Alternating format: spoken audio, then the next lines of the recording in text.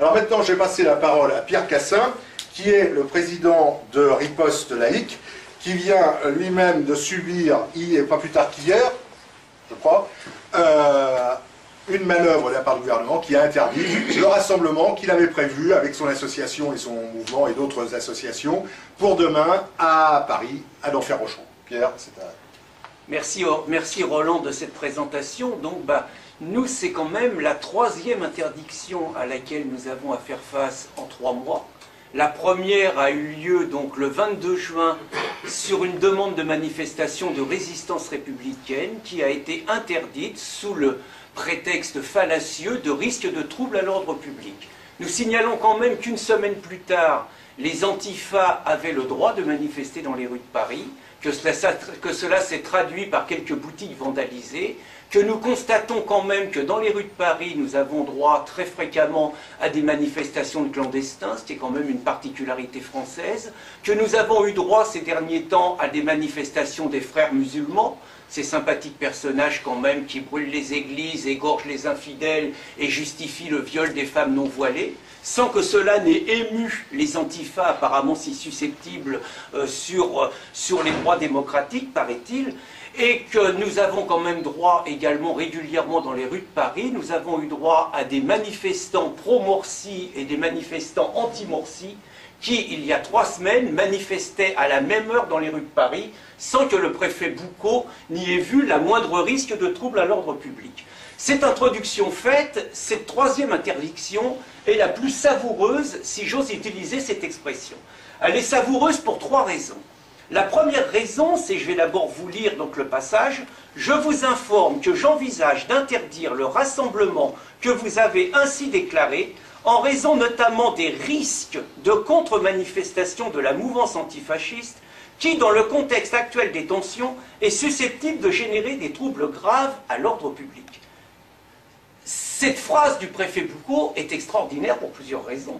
La première chose, c'est qu'il nous dit carrément que les antifas n'ont pas fait leur boulot. C'est-à-dire que les antifas avaient fait leur boulot pour déposer, comme ils le font toujours, une manifestation en même temps qu'une manifestation qui les dérange, et ça a été le prétexte qui a été pris pour annuler la manifestation organisée par le collectif de défense des libertés publiques. Ils ont donc parlé de ce prétexte puisqu'une manifestation était faite au même moment. Là, il n'y avait même pas de demande de manifestation. Et donc le préfet est obligé de dire qu'il a annulé en raison des risques de contre-manifestation. C'est la première chose extraordinaire. La deuxième chose extraordinaire, c'est que le préfet avoue dans ce texte que les fauteurs de troubles sont les antifas. Il le dit ouvertement. Et ce sont malgré tout eux qui ont le droit de manifester, notamment demain dans les rues de Marseille, contre un colloque, contre une université d'été qui ne leur plaît pas. La deuxième chose extraordinaire, moi je voudrais revenir quand même sur la notion de fascisme et d'antifascisme. Moi, je croyais naïvement dans ma culture politique que les fascistes étaient des méchants garçons qui interdisaient toute liberté d'expression et imposaient une vision totalitaire de la société, et que les antifascistes étaient justement ceux qui se battaient pour la liberté d'expression. Moi, je sais pas, j'avais appris ça dans ma culture politique. Là, ce que je découvre, c'est que c'est une manifestation pour la défense de la liberté d'expression qui est qualifiée de fasciste, et que c'est ceux qui luttent contre la liberté d'expression qui sont qualifiés d'antifascistes. Quand ce sont à la rigueur des joutes oratoires de partis politiques qui utilisent ça, moi j'y vois pas d'inconvénient, on pourrait dire que c'est de l'escroquerie intellectuelle, mais après tout c'est le combat politique. Là c'est autre chose. C'est le préfet Boucaud lui-même qui dans son texte reprend les termes « la mouvance antifasciste », il ne met pas de guillemets antifasciste, ce qui signifie donc que pour lui, à partir du moment où les antifas sont jugés, on leur accorde un diplôme antifasciste, ça veut dire que nous sommes des fascistes. Et là, nous sommes quand même obligés de nous interroger sur ce préfet Boucaud. Le préfet Boucaud agit-il en préfet de la République au service de tous, dans le plus parfait respect de la neutralité, ou le préfet Boucaud agit-il en militant politique partisan qui n'a absolument plus rien à voir avec le mandat d'un préfet de la République. Nous sommes d'autant plus à même de nous poser cette question que le préfet Boucaud, pour justifier l'interdiction, nous donne une autre argumentation. Il nous explique qu'il n'avait pas les forces de police suffisantes pour faire régner l'ordre et la sécurité ce jour-là. quand on sait quand même que dans les rues de Paris, régulièrement, il y a 7000 demandes de manifestation par an. À qui fera-t-on croire? Et d'ailleurs, le préfet ne le justifie même pas. Il donne cette raison sans la préciser. Et nous, nous tenons à dire que nous avons saisi nos avocats qui étudient ça, que nous aurons lundi prochain une réunion entre nous.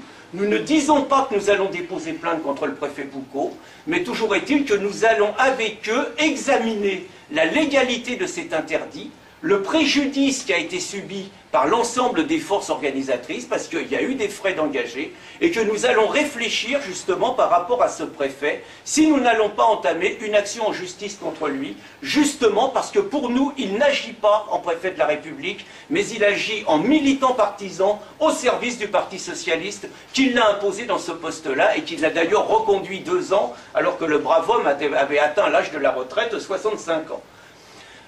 Ces interdictions, cette remise en cause de la liberté d'expression se traduit pour nous à Riposte Laïque dans un contexte tout à fait particulier, c'est-à-dire que la liberté d'expression n'est pas seulement interdite par le droit à manifester. Nous sommes victimes à Riposte Laïque d'un véritable harcèlement judiciaire mené par des gens qui se prétendent antiracistes et qui ne sont pas plus antiracistes que ceux qui se prétendent antifascistes ne le sont. Nous avons aujourd'hui 10 instructions sur les épaules. Nous aurons d'ici 11 jours, Pascal Ilout et moi, nous passerons en cour d'appel, parce que, tout comme Houellebecq hier, tout comme Éric Zemmour, tout comme Brigitte Bardot, tout comme Charlie Hebdo, eh bien, nous avons l'audace de dire qu'il y a un problème en France et que nous réclamons, justement parce qu'il n'y a pas délit de blasphème, nous réclamons le droit à critiquer une religion, un dogme, et nous réclamons le droit à dénoncer le risque de l'islamisation de la France. Ce droit nous est interdit, on veut réintroduire le délit de blasphème, et donc il y a la volonté, par une accumulation de procès, de nous frapper réellement au porte-monnaie et d'en finir avec une parole libre qui dérange.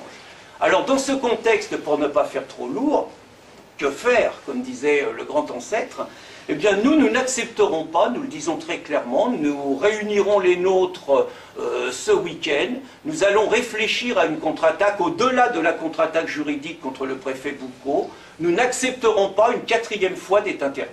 C'est très très clair que nous allons réfléchir à une initiative qui soit incontestable, qui soit rassembleuse, qui permette à un maximum de patriotes de descendre dans la rue, de se réunir, de montrer leur force, et que nous n'allons pas systématiquement nous conduire comme les bons élèves d'un préfet qui nous interdit systématiquement. Donc je ne vais pas vous dire ce qu'on va faire parce qu'on va en discuter avec les nôtres, mais notre état d'esprit est une grande frustration sur cette interdiction, et c'est réellement la volonté de permettre aux nôtres, comme nous l'avions fait le 10 novembre 2012, en organisant dans les rues de Paris la première manifestation contre le fascisme islamique, nous avons l'intention de donner aux nôtres la possibilité de manifester, parce que c'est un droit démocratique, c'est ça le respect des libertés publiques.